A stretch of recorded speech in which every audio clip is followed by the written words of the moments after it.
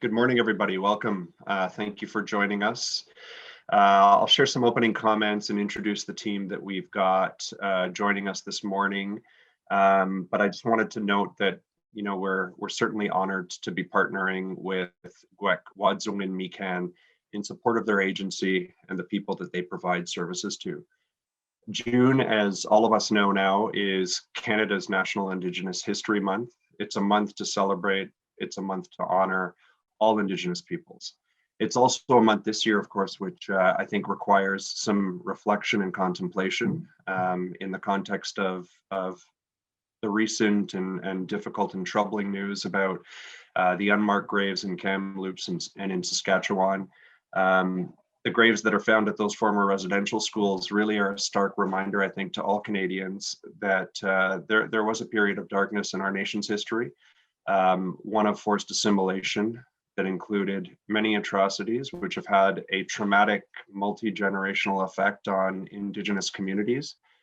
And it's certainly something that we're going to be thinking about on our National Day tomorrow. So, I think from our perspective, there's much that we can learn. There's much that we have learned actually, just in terms of setting up this this learning session and working with the team from GWEC about Indigenous culture. And certainly we're gonna celebrate, we're gonna honor, and we're gonna support Indigenous culture. Today's learning session is one that's going to provide us with an introduction to the very important services provided by GWEC that underline their cultural values and the cultural values that are allowing their community to thrive. So in terms of who we've got from GWEC that are supporting this meeting, I'll introduce them all. We've got Sam Gilchrist. Maybe Sam, you can raise your hand. Sam's the Executive Director of GWEC. We've got Anne-Marie Thibault, the Clinical Director. We've got Jasmine Fournier, Land-Based Counselor. Michael Alec, Live-In Aftercare Counselor. And Matt Miracle, who's the Director of Operations. Just wanted to thank all of them before I turn this over to Matt for their participation. We're excited to be supporting the agency. Certainly, we've had a relationship with you guys for a number of years now. We're happy to be giving back as an organization. And like I said, the conversations that we've had with Matt and the rest of the team have been really enlightening. And certainly Nick, Hannah, and I hope that everyone who's on this call this morning benefits from the learnings that we've already taken away from those dialogues and interactions that we've had. And with that, I'll turn it over to you, Matt. Thank you, and thank you all for supporting this event with us. Awesome. Miigwech Nils. Likewise, I wanted to say thank you for hosting this and giving us the opportunity to utilize this platform and share about our program. And on June 30th, the last day of National Indigenous History Month, it's important to do this work and to have these conversations.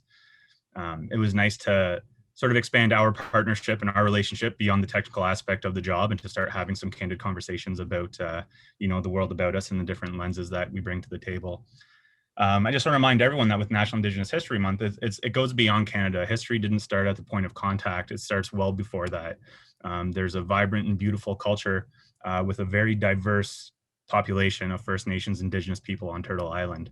And really a lot of the limitations that we're going to talk about and that we see is constructed, whether we're looking at borders, whether we're looking at categories, whether we're looking at status or non-status. It really is a loaded question, I guess, to ask us to unpack Indigenous culture. And by no means are we the only people who can speak to it. So we can only speak from our lens, what we see on Manitoulin, what our lived experience is. And this is really just sort of a surface level introduction to some of those pieces of cultural competency, understanding, and sensitivity. So I do encourage everyone to go about within their own populations and within their own areas to kind of see what that means and what indigeneity looks like within your own kind of setting as well. So with that, we are honored and humbled to be partnering up with VitalHub for this learning session. I wanted to just acknowledge the land that we're dialing in from. So we're here on beautiful Minadu-Minising, which is Manitoulin Island on the North Channel in Lake Huron and Georgian Bay. So it is the traditional land of the Ojibwe, the Odawa, and the Potawatomi, the Anishinaabe people. With that, I want to say, Bindigen, welcome to our open house. Typically, we're in a pre-COVID world. We're used to doing this in person and doing some site tours across our Live in Aftercare program, our land-based program, and just really having that face-to-face interaction and that genuine engagement. But this is something that we're slowly getting used to in this COVID world, doing this digital open house. So I do want to say, Bindigen, welcome, and hope that we can bring our hearts and our minds together to have some candid conversation and just to learn about each other. So for today, we're going to go through a bit of a conversation piece. We have a small presentation. We're going to do some site tours. I wanted to say miigwech to Neil for the welcoming remarks. Sorry, I just need to move this camera so I can see our agenda here. We're just going to do a quick acknowledgement of National Indigenous History Month, do a bit of program overview, looking at our mission and our vision, program phases, and just talking a bit about the importance of why we do what we do and the need for it as well.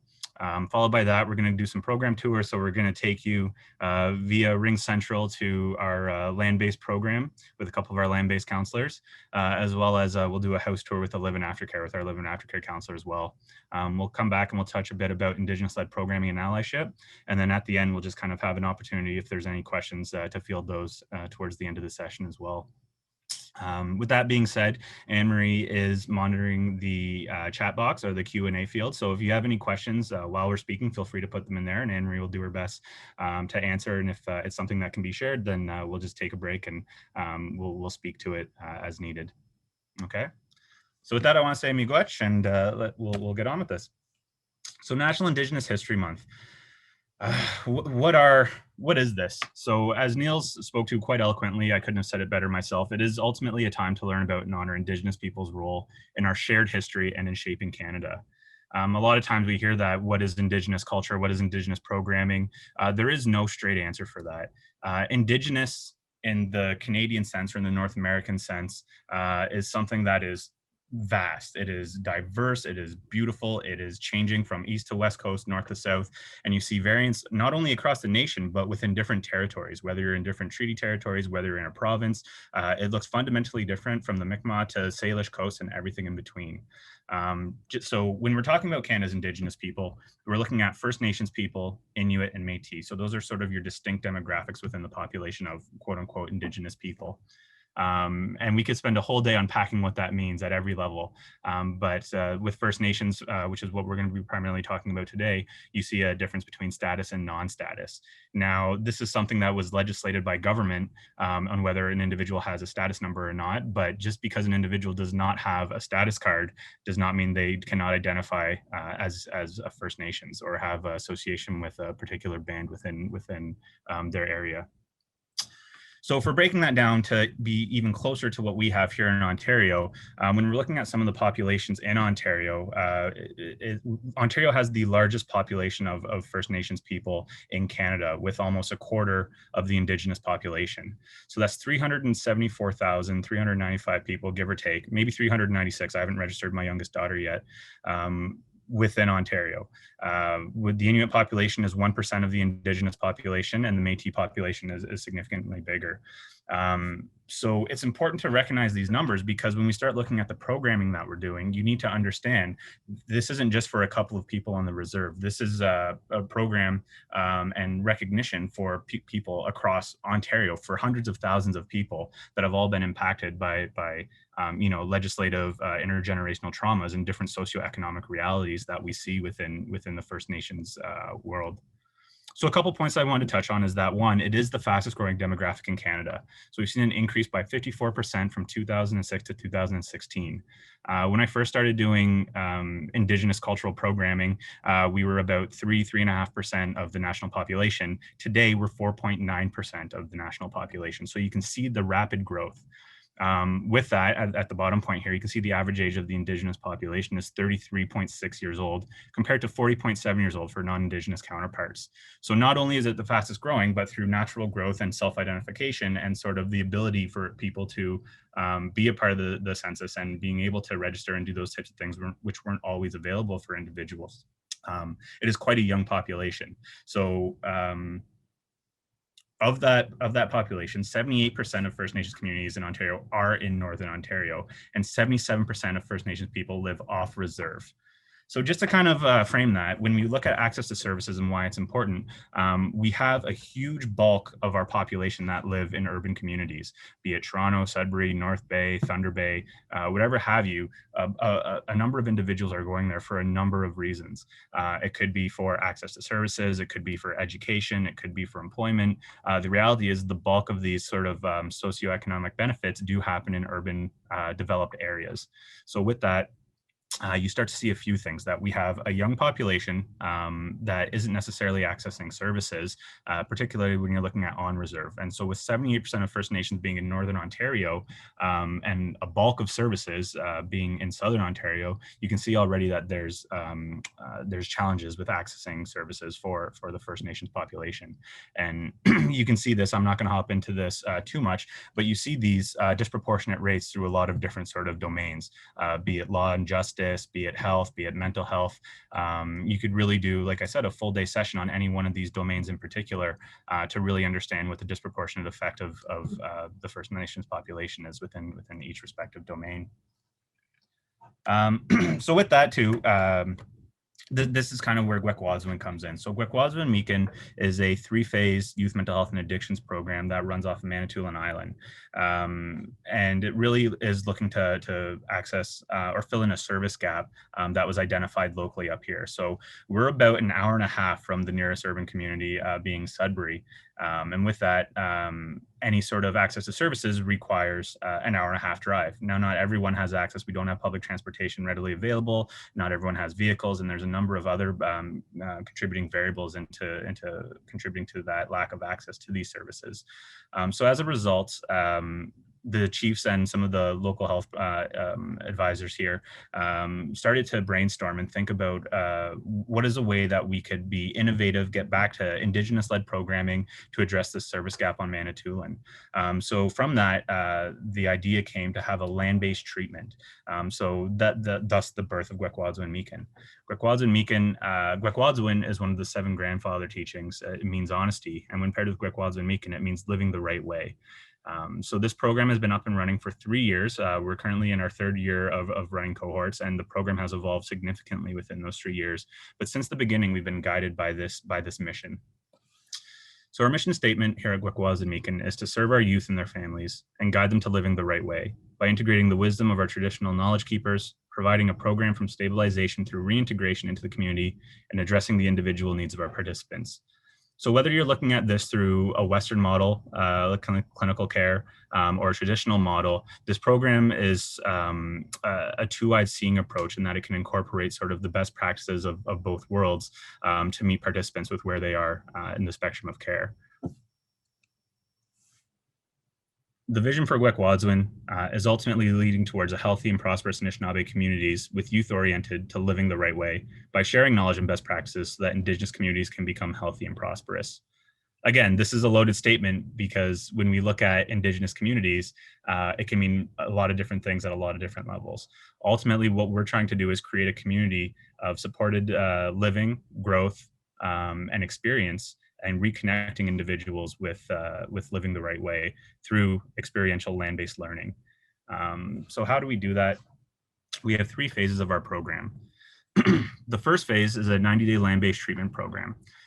So this is a 4-season wilderness program conducted 24/7, 365, route there on the land.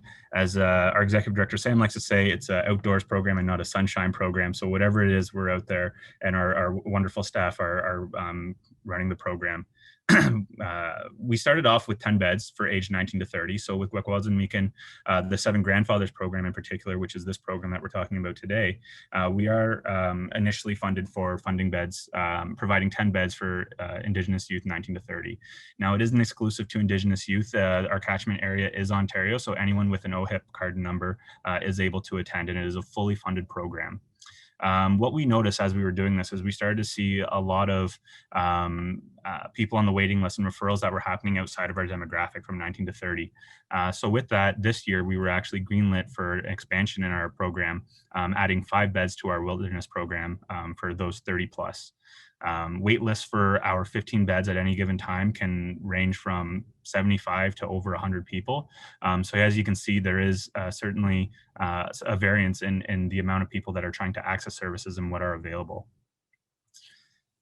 So we'll get a little bit more into the land-based treatment. Again, this is just going to be more of a surface level overview for the land-based piece, because we are going to hand it over to Jasmine and Jody, and they'll actually talk a bit about the land-based programming, and you'll get to see when they dial in what our seasonal camp looks like for our summer camp. Our second phase of the program is the Live in Aftercare program. This is up to 12 months live in aftercare support. We have 11 beds for those aged 19 to 30. And we're just on the western boundary of Ondekondekoning here on Manitoulin Island. Now here, individuals are able to live in a sober and supported living environment with access to live in aftercare counselors, traditional knowledge keepers also support the program, all three areas of the program. And they're supported in their pursuit of education and employment. So this is pretty remarkable too. With this, we have a 100% success rate of pairing individuals with education or employment when they come to the Live in Aftercare house. So we utilize community partners, community opportunities, just to ensure that individuals have that supported reintegration into community. One of the things we hear is coming out of land-based, when individuals go directly to community, as they go back and it's the same people doing the same things in the same environment, and fundamentally the change happened internally. So with that, this Live in Aftercare is meant to bridge that reintegration process, but also to provide additional support for participants as they move back into their communities with a few more skill sets in their pocket. Finally, their third phase of the program is 6-month community aftercare support. So with that, individuals are paired up with remote support and group sessions and referrals within their communities to whatever their respective community may be. And they're paired with our community aftercare counselor, an individual who starts to build the relationships while they're on the land towards the end of the 90 days. With that, we do some safety planning, some treatment planning, goals, and try to figure out, again, what the participant-centered treatment plan looks like, and so that we can set them up with all the supports that they may need within their communities. With our phases of the program, I would just want to identify the goals that we have within each of the phases as well. So with the land-based treatment, ultimately, when you're on the land, our focus is stabilization, emotional growth, self-management skills, and social skills. Now, again, we can break each one of those down into and unpack them a little bit more. But ultimately, what it is it's involvement and engagement and interaction within a safe and supportive environment with a safe and supportive community. So we have 9 land-based counselors that are on the land. They do a 3-week rotation and they go out and they work towards different life skills, as well as building that therapeutic rapport and doing some of those therapeutic interventions, both one-on-one and within the group counseling sessions. This is also supported by traditional knowledge keepers. As I mentioned, we have 2 traditional knowledge keepers who unfortunately couldn't join us today due to prior commitments, but they have primary relationships with individuals on the land as well as in the house. So doing one-on-one traditional teachings, and are open for different ceremonies and other sort of pieces as well within traditional healing. So that might be giving traditional teas, supporting individuals for doing their cedar baths, fasts, solos, sweats in a non-COVID era, and different things like that. So again, the program is always evolving and it'll never be the same thing because it's going to fundamentally change depending on who we have on the land and the needs of the individual. So it very much is a client-centered, participant-centered, person-centered program that we do here. Our Live in Aftercare goals, so with the house, it's not only for those who have graduated from the Gwekwaadziwin Miikan 7 Grandfathers land-based program. Any individual who has completed treatment within 6 months is able to attend, and we would look at the application and supporting that intake to the Live in Aftercare house. Right now, things are a little different just because of COVID sort of parameters and regulations and restrictions. So we have limited our house to a reduced capacity, but at the same time, the program remains the same, and we're hoping to open up as these restrictions are lightened. So again, with the Live in Aftercare, we're looking at stable living environment, continuation of life skills development, that supported community reintegration, and continued therapeutic support. One of the big things we see in the transition from the land-based to the Live in Aftercare is the reintroduction of Netflix. So we want to make sure that that's not taking place of any actual human supports. But all jokes aside, it really is a great place for individuals to come and continue that growth and be a part of the same sort of holistic planning or holistic treatment that we utilize throughout our program. Again, with the community aftercare, the big focus is that community reintegration. So when we're looking at an individual's development, it's going past that individuation and moving into autonomy, where they're able to move forward away from the program and have the ability to be autonomous and a contributing community member within their own communities. So within that, we never say that you have to walk this path alone. We look at securing additional local supports, be it counseling, be it AA, be it traditional supports and healers, whatever that looks like. We try to ensure that those are in place before the individual goes to the community. And that's ultimately for the goal of impacting and supporting continued wellness and ultimately economic prosperity, not only for the individual, but for the family of the individual, the community, and ultimately the nation. So when we look at what we're doing here, and when you tie it to the All Our Relations teaching, it really starts with that ability to have that self-healing and that self-care at the beginning. A lot of the people coming in are part of family unions. They may have their own families, their children. They're living within, multi-generational homes, that type of thing. So these 90 days in the land-based treatment is really that time to focus on self and your healing for an individual, which is, as everyone knows, it's hard to find, especially with kids, 3 hours for your self-care, let alone 90 days where you can really focus on that growth and dealing with some of those root issues that have led to any sort of mental health and addictions challenges. So that's ultimately, again, in a nutshell, the phases of the program. I'm not going to dive into it too much because it's so much better to see it, and our counselors will be able to show it to you than just reading it on a PowerPoint. Were there any questions or anything before we kind of jump into the site tours? I know this is kind of throwing everything at the wall. It's very quick. It's a lot of information. And quite frankly, this is just the tip of the iceberg because it is quite a huge program with a lot of moving parts. And it does require not just the Gwekwaadziwin community that we've created and we're supporting, but it also requires a lot of support from our communities, from our community partners, people like VitalHub to support some of the technical capacities, people like our health agencies, local health authorities, public health, chief and councils across all of our partner communities. This really isn't just a be-all, end-all program within Gwekwaadziwin. It's about creating that hub and those spokes to those other communities and creating that channel of support to ultimately look at healing our nation. But yeah, Henry, is there anything in the chat that's come up so far? Oh, I think you're on mute.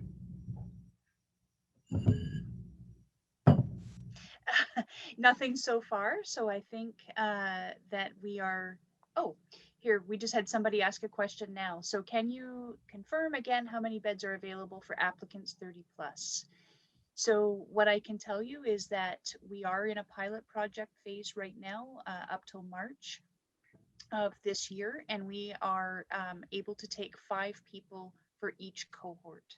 So we are accepting applications on an ongoing basis for age 30 plus, and we are hopeful to secure ongoing funding and looking for support to do that. Great, much. Okay. Talking a bit about what we're doing, as I mentioned, we are a blended program, meaning that we utilize some Western best practices as well as some traditional core models. So I just wanted to kind of highlight these. And again, this isn't my place or my teaching to share each one of these teachings, each one of these things we unpack through the 90 days. And that's still just kind of skimming the top of these teachings. It really is a lifelong endeavor when we're looking at living the right way. And it's about creating a healthy lifestyle, not just kind of an isolated teaching that you can kind of take it or leave it. A lot of these teachings, they go all over, they're repeated over and over, and they're said in different ways by different people. And one of the things that we really try to do is we try to build people's bundles when they're here. So even when individuals come in, they come in carrying their life experience, they come in carrying their knowledge that they've gained. And so we really try to create a community where we have this Gwekwaadziwin Miikan bundle, this Neha, as the Mohawks say, where individuals can come and they're able to grasp different things, and they're able to utilize and take different things from this metaphorical bundle, from this proverbial bundle, and carry it with them as they move forward. But it's not just about that. It's about them coming in and them making a change and them making a difference in the community's lives too. When we talk a bit about the diversity of the Indigenous population in Ontario specifically with Manitoulin, we talk about the Ojibwe, the Odawa, and the Potawatomi as the traditional territory, but that doesn't mean that's what our program is restricted to. We see everything from our three populations that we mentioned: First Nation, Inuit, Métis. When you look at Ontario's diverse population, again, this is just speaking to Ontario. When you look at Canada, there's over 600 First Nations with 50 different unique nations and 50 different languages. Within Ontario, there's 7 or 8 unique nations, and it's just there's so much to unpack, and there's so much to learn from each other. And when you go back to that traditional way of knowing and that traditional way of learning, it's about that humility where you're able to have those conversations. It's not setting up rigidity or rigid convictions that there's only one way of doing things. This is how we grow. This is how we grow as people. This is how we grow the culture, and this is how we've been able to grow the program as well. So just speaking about demographics, when we go back to I'll see if I can go back here. That's not working. So when we had the map of Ontario, there was over, I think, 130 First Nation communities within Ontario, and that spans the range of Haudenosaunee, Anishinaabe, Cree, and within those, example, the Anishinaabe is the Ojibwe, the Odawa, the Potawatomi. The Haudenosaunee is the Six Nations. That's the Cayuga, the Seneca, the Oneida, the Onondaga, the Mohawk, and the Tuscarora. And so this is something that we really need to be mindful of. There is no quote unquote indigenous culture. There's a beautiful, diverse, territorial and nation-based cultures that make up the indigenous culture, but that's something that we have to be cognizant of as we move forward in our programming. So within that, we do see individuals coming from different territories, individuals that are Haudenosaunee coming up to Anishinaabe territory and participating and sharing a bit of their culture as well. But within our core models, so we utilize the 7 grandfathers teaching. So that's actually the name of our 7 grandfathers, or of our 19 to 30 program. So those principles, this is a guiding framework for everything that we do. We're not focusing on the 10 commandments or, the freedom of charter and rights and freedoms, all those types of things. While important in their own right, we're here getting back to the basics. We're talking about that moral guiding principle, the moral GPS, as our TKK Godfrey likes to say, focusing on love, respect, bravery, honesty, wisdom, humility, and truth. And it's those principles that help form the work that we do in our relationships and in our ability to look within and to try to grow as an individual. Stages of life, we look at the different sort of expectations and sort of developmental stages within the traditional framework, where we're looking at what individuals are supposed to achieve within their good life, which is age 0 to 7, the fast life, the wandering life, the true stage, the planning stage, the doing stage, and the elder stage. And it's using that again as that guiding framework to say, okay, we may have been stunted in some area and we may have fallen off the path or become lost at one point. How do we come back as a community and get back into moving forward within our development, within our stages of life, to become contributing community members, contributing family members, and ultimately someone who can go to sleep at night and sleep well. And of course, this is supplemented by the 4 directions. So our east, south, west, north each have traditional teachings within them. You see it in medicine wheels, you see it just in general teachings within the directions, and it is a teaching within itself. But again, with an hour today, we are just kind of being mindful of the amount of time that we have to kind of showcase everything that we have within our program. I see a couple of questions coming up in Q&A. Oh, it looks like everything's good. So with that, is there any questions before we hop into the site tours? Anything, again, Sam, Anne Marie, anything I might have missed just in talking about our program and doing a quick overview before we hop into the site tours? No, I think that was an amazing overview. That really gave people some insight into what we're doing. And I think we've answered all the questions on the chat. People can also go in there. I think that seeing the site tours and the staff will be able to answer a lot more of what they do. Yeah, so a picture is worth 1,000 words, but a digital tour is worth 1,000 more. So with that, I'll hand it over to Jasmine and Jody on the land. So Jasmine Fournier and Jody McQuarrie are 2 of our land-based counselors. They are currently on rotation, and they're out. Let's see if we can bring them in here. There they are. Awesome. Okay, floor is yours. Good morning, everyone. Ani, Jasmine Dishnika, Sudbury Donjiba, Gigo Dodem. My name is Jasmine Fournier. I grew up in Sudbury and I am Fish Clan. Gijap, Jody, Fishko Gikekwe, Dijnakas, Kagawan Donjiba, Nikik Dodum. My name is Jody. My spirit name is Red Hawk Woman. I am from Nipissing First Nations. I live in Kagawan and I am Otter Clan. So we are the land-based counselors that are going to show you around our beautiful site today. And this is our staff cabin. Do you want to do it? Do you want me to, or do you want to? I'm gonna learn how to flip this around. We did it when. There we go. I'm gonna flip this around. There's Jody. So we have 3 cabins for the bunks. This is our staff cabin. We sleep on cots. We recently did the bunk bed situation in the girls' cabin and the boys' cabin because of the influx of the 5 people. So we got nice mattresses, which the staff, we had some extra, so the staff got those, and they're actually quite nice. So this is where we do our medications, we do our notes, we do a lot of one-on-ones, although we like them to happen more organically outside. We do have scheduled ones that we'll have in here, and our time for reflection and debriefing amongst the staff. So this is the staff cabin. We even have our little plant in there. We also keep all of our extra gear, the extra supplies. So this is kind of a staff office / supply shed. We'll come on out here.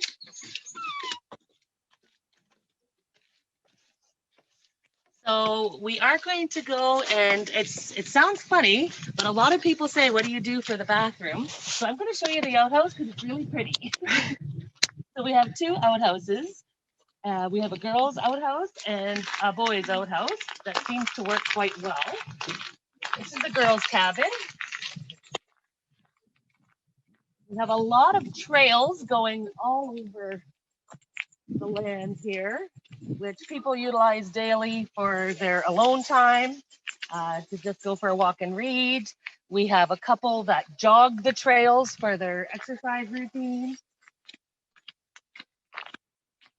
I'll just let you go ahead, Jasmine, and show how the girls fixed up their little outhouse. So you can see they've hung up some cedar here to make it smell a little bit better. They even put some nice wildflowers in a painting. Makes it a little bit more homey. Yeah, that's one. I think for myself, I've been with Gwekwaadziwin for almost 3 years. We'll just keep walking. Yep. And as a land-based counselor for 2.5 years, and the 2 questions I get asked the most is, aren't you cold in the winter? And where do you go to the bathroom? So I thought we would include that in the tour. And the answer is, aren't you cold? No, we're never cold. In the winter, we have the wood stoves and prospector tents. We keep them going. It's a lot of work, but wood becomes your best friend.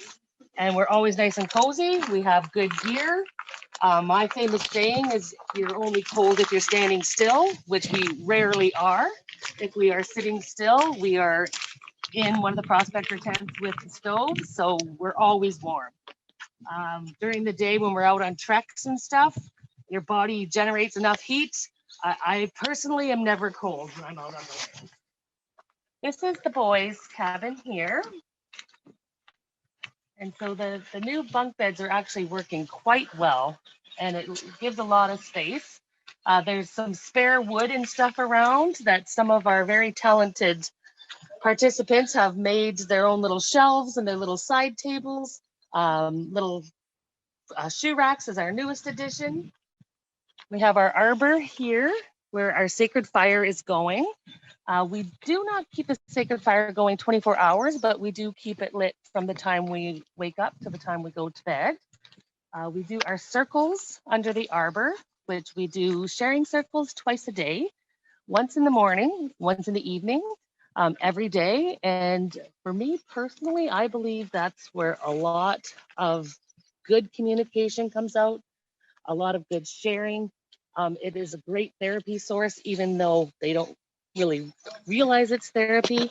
And also, if circles need to come up organically, if there's conflict arises, or if we have guests, we'll have different circles, like introduction circles, or to resolve certain issues. So we have many circles in there, and it's very good.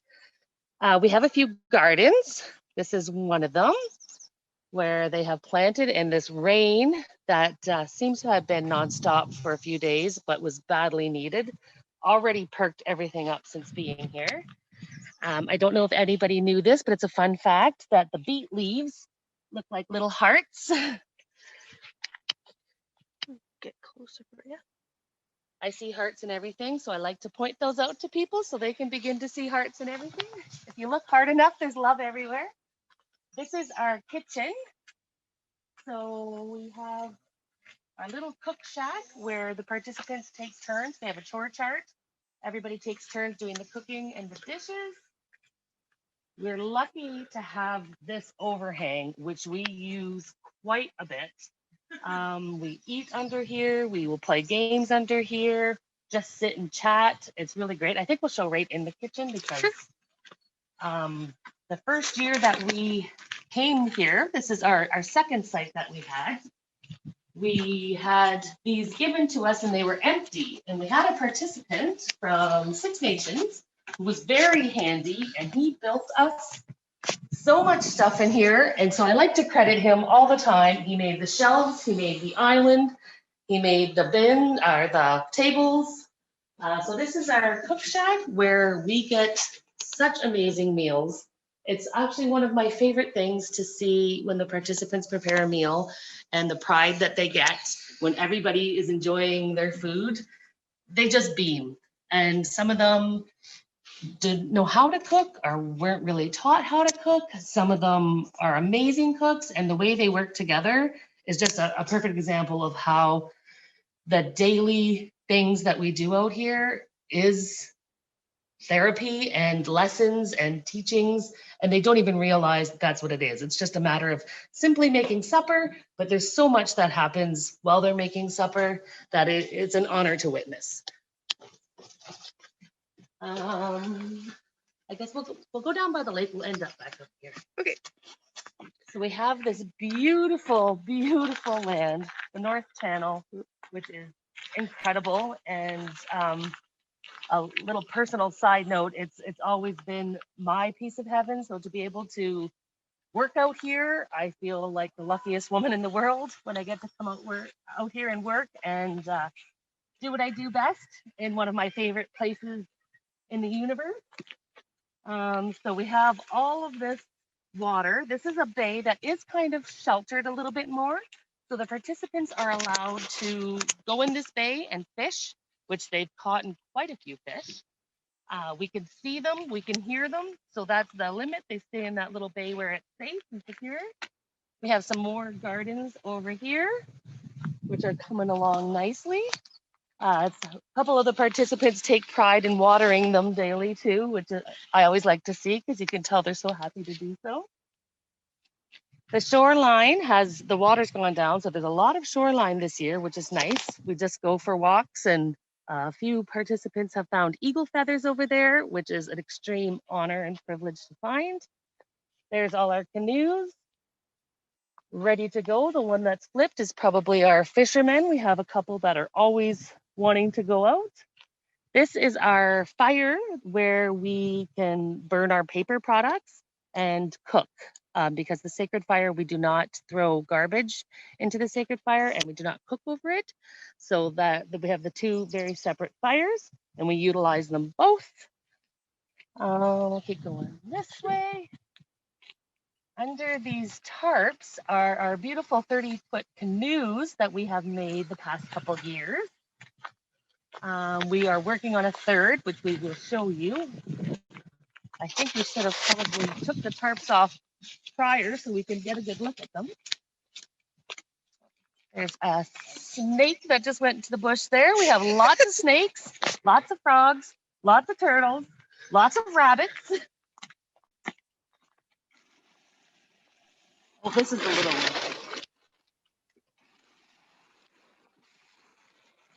Now if you can get a good look there. But they're pretty incredible. And each summer, the participants have had a hand in putting each strip on, painting the insides. This one has some painted on the insides to add their own personal marks on them. And they definitely take a lot of pride in doing this, which is a pleasure to watch. This is our timber frame workshop, which was built so that we could fit the canoes in it. It's a beautiful spot that I personally would love to live in. I can picture the kitchen and the loft for my bedroom already. So this is the canoe in its very beginning stages. We have the 7 grandfather teachings carved up into our beams. We have an Indigenous Day. We had a movie night. So that is our little movie theater we had going, and it was actually very cozy and worked perfect. So that was a really nice way to celebrate. We had pop and chips and chocolate bar and a good old-fashioned fun party in here. So this is our beautiful, beautiful workshop.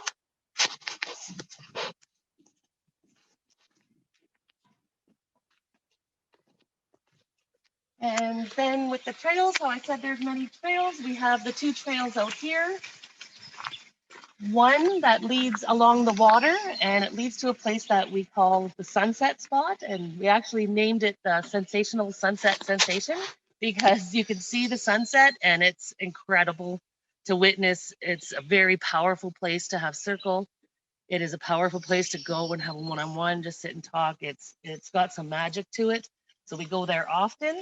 There's that little trail, and then there's another little trail that goes through here, and it goes through a deep, dark forest of huge cedars, which is all medicine. And often we do go in there and have chats as well.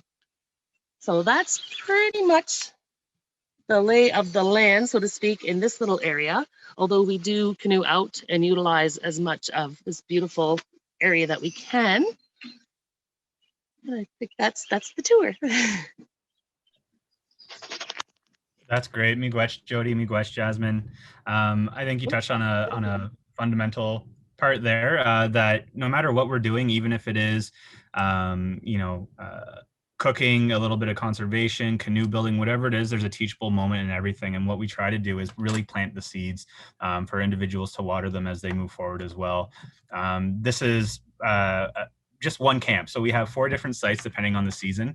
They don't all look like this, and they don't all have cabins. Certainly some are a little more bare bones than others. But whatever it is, wherever we are, the same fundamentals are the same. The spirit, the principles, the philosophies of the program are interchangeable regardless of the season, regardless of the location. And we're lucky to have some pretty awesome land-based counselors that are able to facilitate this program. Yeah, one of my famous sayings is there's a teaching in that, and it is true. That we have the Red Path portion of our program, which is the textbook therapy part that we do twice a week. But I feel that from the moment they wake up to the moment they go to bed, it is all therapy with the conflict resolution, the learning to get along, the problem solving with weather that arises, and just everything. And I find my goal, my personal goal is to just give them that self-esteem and make them realize how important they are and that they're worth it and that they can have that good life. And I'm very proud of the program that we are client-centered. That's one thing that I carry very deep in my heart, is that we don't use that cookie cutter approach. We treat everybody as the unique individual that they are and try to do what we can for the individual and think outside the box to give them the best care that we can give them. And my second thing that I am so proud of is the counselors. There are 9 of us that are very different people with different strengths and different talents and different weaknesses and different personalities. And it takes that diverse group to rule the world, and it takes that diverse group to work together to bring that all of that to these participants. And yeah, I just feel very proud to work here. Miigwech.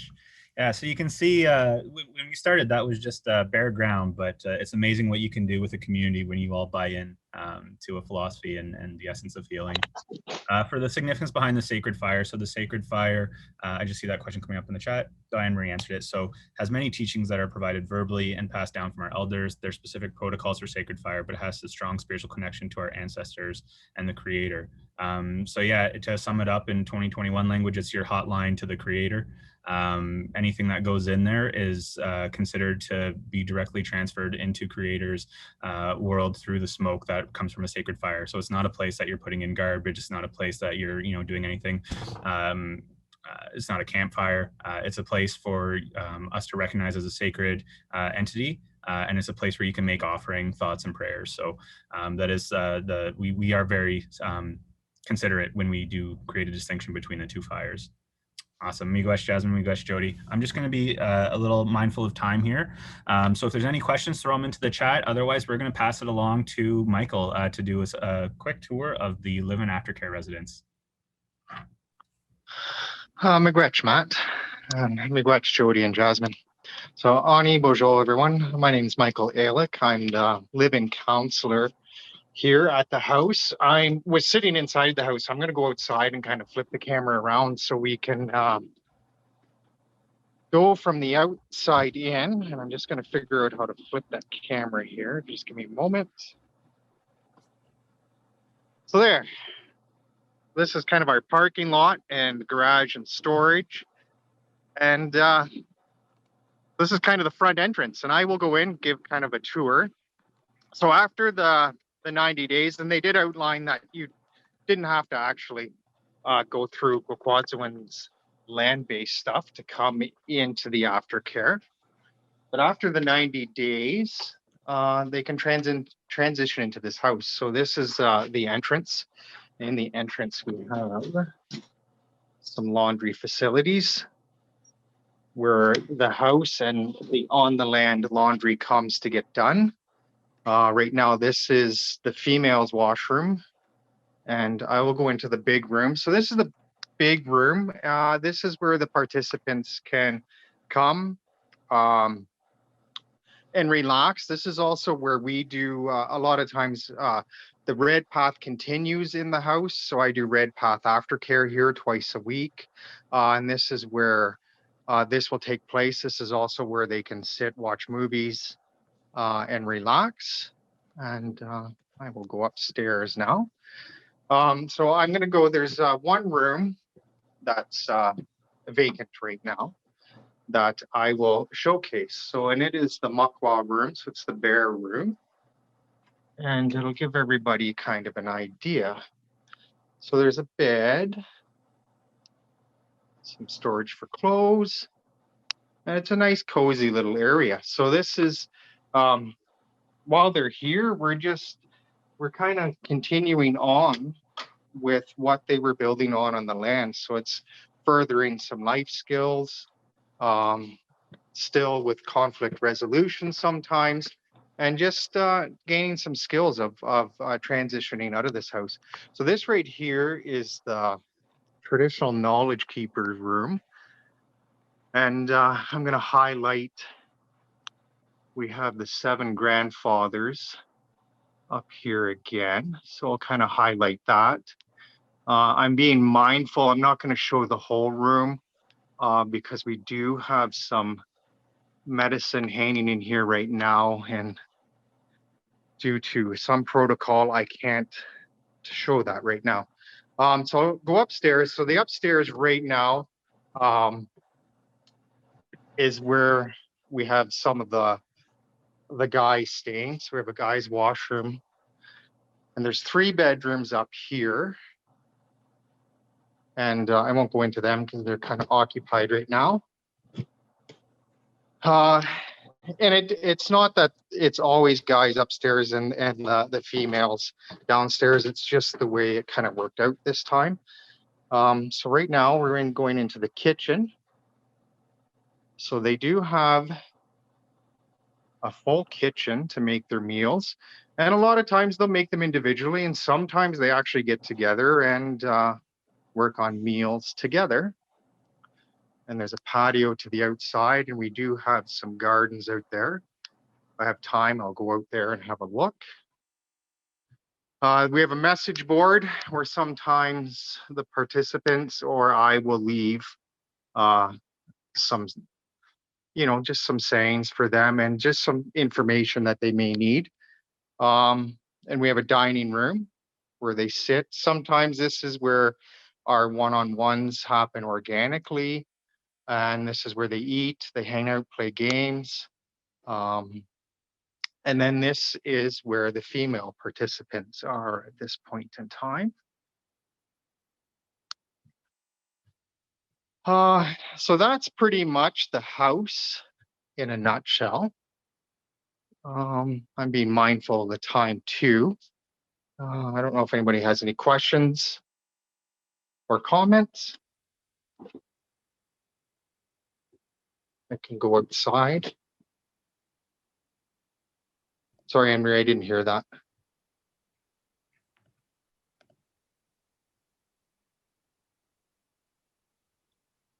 Oh, Yeah, I'm not hearing you, Anne-Marie. still can't hear you. No. No. All right. You can throw it in the chat box if any. No, that's great, Michael. If there isn't any questions in the chat at this point, but of course, a lot of the information about our programs too is available on our website, www.gwec.ca, and our lines are open through administrative hours, 8:30 to 4:30, if there is any specific questions about the program that we don't get to in the presentation today. Okay. Yeah, and I'm seeing Anne-Marie did cover some of the stuff, like how many beds, the 11 beds. And at this point, it's a reduced due to COVID-19. Yep. So it's a reduced amount. Yeah. So Anne-Marie was just speaking to the success of the job and the education rate. So that is something that we are quite proud of. Yeah. Individuals who are participating in the live and aftercare are expected to be pursuing either education, employment, or volunteering opportunities. So at this point, we have a 100% success rate of individuals either registering in school, completing programs, or gaining employment while they're in the program. So that's something that we are quite proud of. It really sets the foundation for individuals as a stepping stone to go back into their communities. And that's something that we intend to maintain as we move forward. And it really builds a lot of success in that self-worth and, creating that inherent value for individuals as well. And just to add on to that, Matt, we did, because of COVID, we couldn't do they couldn't have a graduation last night. So we actually had a small graduation ceremony for 2 of the participants last night that graduated on it. So yeah, a lot of the people here, they're either working, volunteering, or they're in school. That's right. Awesome. Okay, Miigwech, Michael. So again, if there's any questions for Michael, just throw them into the chat, and we're just gonna, again, kind of be mindful of time here. So we just wanted to speak to one last piece here. With that, so this might look a little bit different than other, treatment programs that you may have seen. The implementation of land-based programming isn't new. It's something that has been, in the genetic makeup of Indigenous people across Turtle Island since time immemorial. But it is really making a push back, and we're seeing a lot of different growth across the province, and a lot of it is Indigenous-led. So we just want to quickly talk about why Indigenous-led initiatives matter. So there's, again, like I said, our treatment, when Jody and Jasmine showed the land, that's not something that you're necessarily going to find in downtown Toronto. It's something that's unique to the area that we have to serve the population that we intend to serve. Their Indigenous-led initiatives are important because they are articulated, crafted, and implemented by Indigenous people for Indigenous people. And again, I use a generic term because it does look a little different whether you're doing it in BC, Northeastern Ontario, or out on the East Coast. But at the end of the day, Indigenous-led programs need to be articulated by the populations, by the communities. People sitting in 4 walls in a office in downtown Toronto will not necessarily be able to fully understand that day-to-day lived experience and necessarily understand what it takes to have culturally appropriate and culturally sensitive programming. At the end of the day, it is a cultural clash at times when you're looking at some Western elements or elements of Western programming and elements of traditional programming. So Indigenous-led matters because it needs to be by the people for the people. By doing this counteracts a long history of government and legislative programs intended to eradicate many elements of indigeneity. When you look back to some of the founding principles, the residential schools, the Indian day schools, disenfranchisement, all these different elements of Indigenous history after the point of contact was with the intention of eradicating that identity and that piece. And we're at a point where there's a turning point where we're seeing that cultural revitalization, the language, the culture, the protocols, the everything, the communities. And it's going to take a lot of work, and it took a long time to get here. But by putting Indigenous-led initiatives as a priority, this really helps to serve in that healing process. As I mentioned, it allows for culturally appropriate and sensitive initiatives, and that's going to look different in every community. Again, this isn't a pan-Indian approach. It has to be community-driven, and that's a part of that traditional understanding, is that you are a part of the community, and that community is its own entity. It also builds capacity at the community level. So by create healing, you promote healing, you create your successes, you have them in the communities, and you get to look at things that work for the population. It's not just necessarily going and doing the 4-wall treatment, seeing a therapist. That does work. We're not discounting that, but we're saying there needs to be other options for Indigenous people, because there can be generations of distrust or uncertainty or certain limit testing and things like that that can impact an individual's healing as well. So having the opportunity to get back to that traditional process is important for us moving forward. And by doing this, and by continuing to doing this, and by having the support, we create cultural strength and prosperity. And it isn't just an Indigenous issue. It also provides opportunity for allyship. So this is something that you're hearing a lot in this day and age when we talk about partnerships, when we talk about corporate social responsibility, when we talk about equitable treatment, all of these, everyone has a role in it. When we talk about treaty people aren't just the Indigenous populations. It takes 2 people to make a treaty. It takes both parties. It takes the Indigenous population and the non-Indigenous population. And so that allyship is important, because we do have a collective responsibility to give equitable opportunities for everyone within Canada and within Turtle Island. So with that, I just wanted to pass the mic over to our Executive Director, Sam Gilchrist, just to speak a bit on allyship. Miigwech, Matt. So my name is Sam Gilchrist, and I'm the Executive Director of Gwekwaadziwin Miikan. I come from a Scottish settler background, and I'm no expert. This has certainly been a learning journey for me. I started out in the helping field, and one of my first positions was with an Indigenous organization that actually played some roles in helping to develop Gwekwaadziwin as well. So when I started there, I found that I had, a huge interest in the culture and trying to understand what role I should play. So I think really early on, I learned some hard but good lessons around, the difference between cultural appreciation and appropriation. So really trying to figure out where I fit into that. And I figured out, I'm still learning how to figure out to fit as an ally as well. And so I really tried to tailor my own educational journey from that point on to help me learn more. So, I went back to school, had a diploma at that point in time, took a degree in social work, but it was called Native Human Services specialization at that point in time. And then when I went back to school for my master's, it was a master's of social work, but with an Indigenous specialization. So really trying to help me continue to understand. And I think that's part of my own pathway as an ally for reconciliation. And I think that's one of the important pieces as well, is that, reconciliation isn't just this macro level, the government of Canada has to do all the work. I think there's steps that we need to each take as individuals to help make reconciliation happen as well. And look at some of those personal pieces as well. I think we have to hold these different organizations, these governments, different people accountable to reconciliation as well.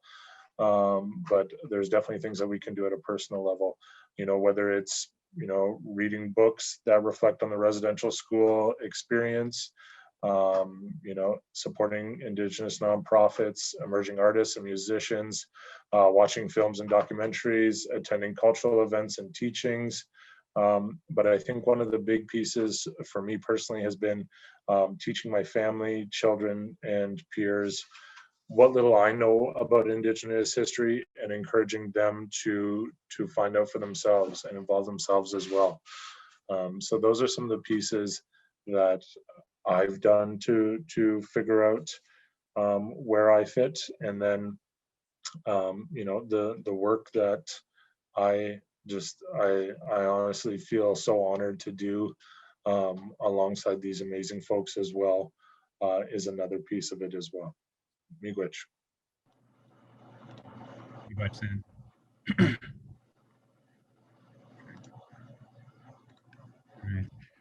So that more or less wraps up our presentation for today. Again, this is just the sort of tip of the iceberg. We really didn't deep dive into the moose meat and potatoes of all the things that we can offer and all the things that we do. But the reality is, while we are a fully funded program, we are continually expanding, and we're seeing diverse and complex needs that come as a result of not only the mental health and addictions piece, but the pandemic. So while we are a funded program, we do welcome donations to help our program grow. It supports the needs of additional beds. It supports the needs of the participants. You know, when individuals do come to the program, we provide everything from head to toe for their gear, whether that's, you know, a significant weather appropriately rated weather appropriate jacket for winter, and gloves and boots, to your towels and your feast plates when you're in the program. So that really just levels the playing field for individuals. They don't have to worry about, they can just get to the program. There's nothing to worry about. It creates that community sense. It's gear that they can wear and that they can, you know, have the wear and tear and not ruin their own stuff, because they may not have access to a significant wilderness wardrobe. So any donations that do come through the program do help provide our individuals with the gear that they need to partake in the program, and that they don't have to focus on anything but their own healing while they're here. There's been an overwhelming amount of applications and inquiries just into our program. As I mentioned, our wait lists are pushing, you know, 50, 75 to 100 people for any particular cohort intake. So it is something that we're mindful of, and we're constantly advocating for more funding, because quite frankly, the need is there. And anytime you have to turn an individual away because they weren't a good fit for the program, or we just don't have a bed for them, that's absolutely disheartening, and something that we're trying to get around by increasing our capacity here. So I want to say miigwech to everyone. You know, this is not just about being on the computer, but it is awesome to have these connections, people dialing in from wherever it is. It's not always possible to bring people together like this in person. So I wanted to say miigwech Nyalgoa to VitalHub for putting this on, Niels and Hannah and Nicholas for continuing this conversation and committing to their part in their corporate social responsibility commitments and to allyship. It's just, it was important to have this conversation today, and we are very gracious and grateful to have had this opportunity to share our program with you. As I mentioned, anything that comes up, if you have any questions, all of our information is available on gwek.ca. We're also on Facebook, so feel free to reach out to us if you have any other questions, and we'll do our best to do what we can. My challenge to everyone today is get out of the office, go outside, put your hands on the ground or your feet on the ground, take in a deep breath, and pray for Carey Price and the Montreal Canadiens as they take on Tampa. Talk about First Nation sensations. He's one of the go-to. So all jokes aside, get out there, get out in the wilderness, and enjoy your day. Miigwech, everyone.